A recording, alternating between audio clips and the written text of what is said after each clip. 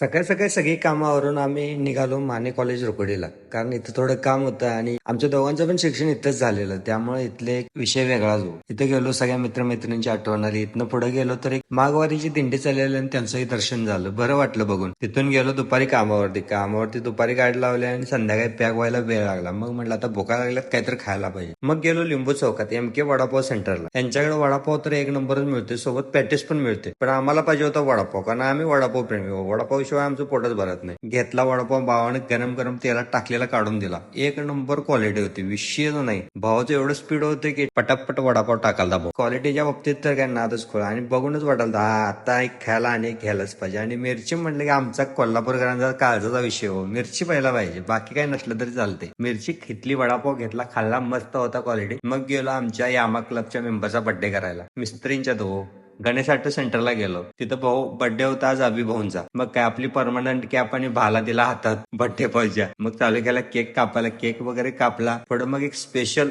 Gift आणलेलं भावानं. हे बघा, पार्लेजी. विषयच नाही, हा विषय कुठं मिळत नाही हो. आपल्या माणसाजवळच मिळते असं काय तर नवीन. आणि हे आमचा सगळा ग्रुप, ही सगळी आमची मंडळी बर्थडे विश करायला सगळी एकत्र आलती. झाला असा बर्थडे, केक बीक खाल्ला, आपला विषय. व्हिडिओ आवडला असेल तर लाईक, शेअर आणि फॉलो तेवढं करा. जाता